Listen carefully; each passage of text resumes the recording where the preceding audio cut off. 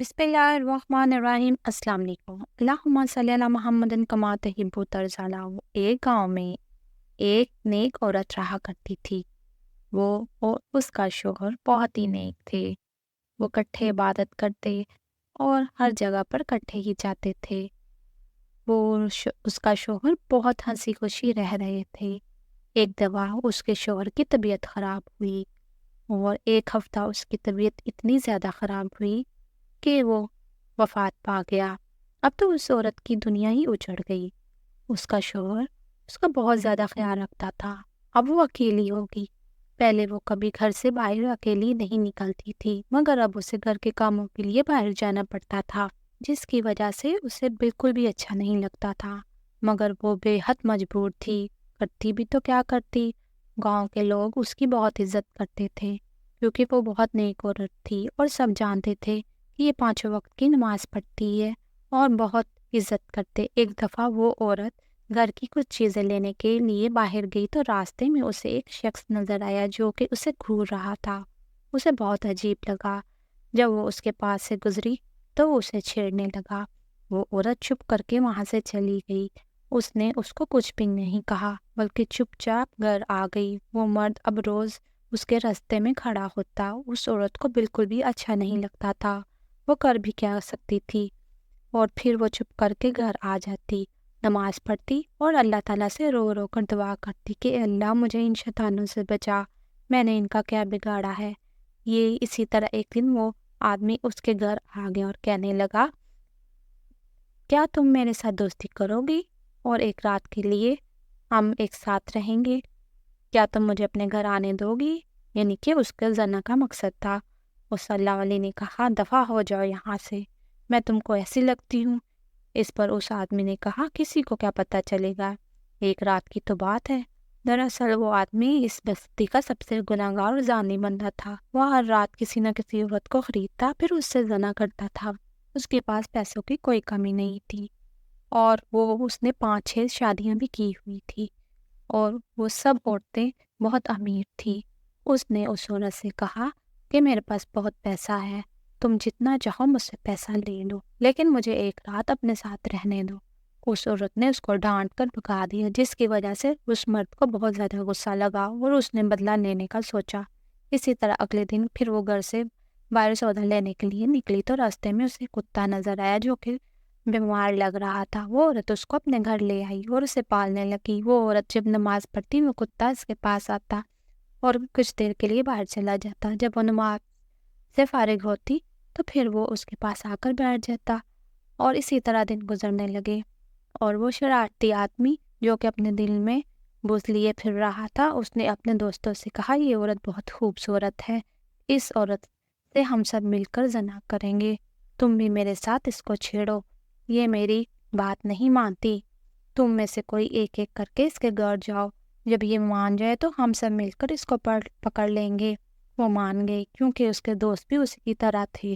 پھر وہ ایک دن ایک دوست اس کے گھر گیا اور دروازے کو کھٹکھٹایا۔ اس نے کہا، میں تم کو پسند کرتا ہوں، مجھے اندر آنے دو۔ اس عورت نے اس مرد کو بھی بھگا دیا اور اسی طرح یہ سلسلہ چلنے لگا۔ روزانہ کوئی نہ کوئی دروازے پر آ کر اس کو تنگ کرتا اور کہتا، مجھ سے دوستی کرو۔ وہ اللہ کے حضور رو رو کر اللہ سے دعا کرتی، جائے نماز پڑھے اتنا روتی کہ اس کے ساتھ اس کا کتا بھی رونے لگ جاتا۔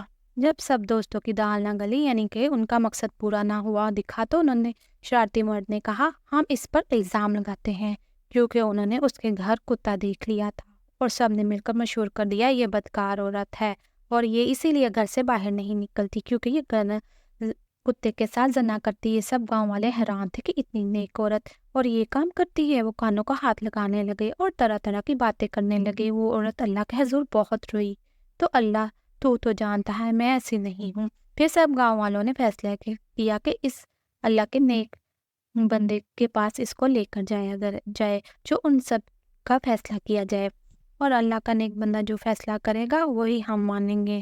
اور وہ عورت بہت زیادہ حیران تھی کہ یہ سب کیا ہو رہا ہے۔ پھر ایک آدمی اس کو بلانے کے لیے اس کے پاس آیا اور دروازہ کھٹکھٹایا اور کہا کہ اللہ کے ولی آپ کو بلا رہے ہیں۔ وہ عورت حیران تھی کہ مجھے کیوں بلا رہے ہیں۔ پھر وہ عورت اللہ کے ولی کے پاس गई और फिर अल्लाह के वली से पूछा, तुम कुत्ते से ज़िना करती हो? वो औरत रोने लगी और अल्लाह के हुज़ूर गिर गई, मैं ऐसा कैसा कर सकती हूँ? फिर उस शरारती मर्द को बुलाया जिसने इल्ज़ाम लगाया था, उससे भी पूछा गया, ये औरत ज़िना करती है? तो उसने कहा, हाँ मैंने खुद देखा है कुत्ते से ज़िना करते हुए। फिर उसके दोस्तों से भी पूछा, उन्होंने भी यही कहा कि हमने खुद देखा है। फिर सबको अलग अलग कर दिया गया और बारी बारी सबसे सवाल किए गए कि बताओ कुत्ते का रंग क्या था जिसके साथ ये ज़ना करती है। पहले ने काला कहा, दूसरे ने सफ़ेद, तीसरे ने ब्राउन और चौथे ने सुरमई। इसी तरह औरत और कुत्ते को बुलाया तो वो कुत्ता मुख्तलिफ रंगों का था। सब झूठे पड़ गए। फिर अल्लाह वाले ने कहा, अब ये गवाही जानवर देगा। सब हैरान थे कि ये कुत्ता कैसे गवाही दे सकता है। तो अल्लाह के वली ने कहा, सब देखो। फिर अल्लाह वाले ने 2 रकात नमाज पढ़ी और फिर इस कुत्ते से कहा, तू हमेशा अपने मालिक का वफादार है। आज नेक औरत लोगों के सामने जलील हो रही है, उस पर ज़नाकारी का इल्ज़ाम लगाया जा रहा है और या तो इस औरत को मार दिया जाएगा अगर आज तुमने गवाही ना दी, इसलिए तू अल्लाह के हुक्म से बोल। फिर अल्लाह के हुक्म से वो कुत्ता बोलने लगा। उसने कहा, ये औरत बहुत ही नेक है और पाक साफ है। इस पाक दामन औरत पर इन्होंने इल्ज़ाम लगाया है, ये तो हर वक्त अल्लाह की इबादत करती है। जब लोगों ने इस पर इल्ज़ाम लगाए हैं और जिस लोगों ने इस पर इल्ज़ाम लगाए हैं, इन सब को मार देना चाहिए। फिर अल्लाह वाले ने फैसला सुनाया, अगर किसी नेक और पाक और पकीज़ा औरत पर इल्ज़ाम लगाया जाए और फिर इसे मजबूर किया जाए कि इस शख्स को कड़ी से कड़ी सज़ा देनी चाहिए और ये भी कहा कि इसको मार देना चाहिए, ये बहुत बड़ा गुनाह है, लिहाजा इन सबको मार दिया जाएगा और उल्टा लटका कर मारा जाएगा और इनको पत्थर मारे जाएंगे यहाँ तक कि ये मर जाएं। सब बस्ती वालों ने ये फैसला कबूल किया और सब बस्ती वालों ने हाँ में हाँ मिलाई। वो औरत इस फैसले से बहुत ज़्यादा रो रही थी कि अल्लाह ने किस तरह इस औरत की मदद की।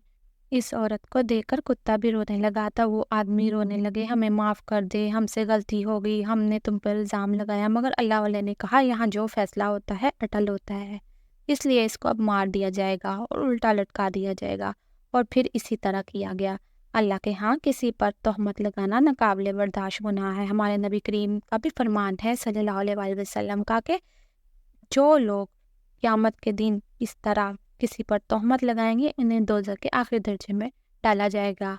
अब मुझे इजाज़त दीजिए। अगर आपको मेरी कहानी अच्छी लगी हो तो प्लीज़ मेरे चैनल को सब्सक्राइब, लाइक और शेयर कर दें। आपके एक सब्सक्राइब से मुझे बहुत हौसला मिलता है। मैं गरीबों की मदद करना चाहती हूँ और अपने घर वालों को सपोर्ट करना चाहती हूँ। अल्लाह हाफ़िज़, टेक केयर।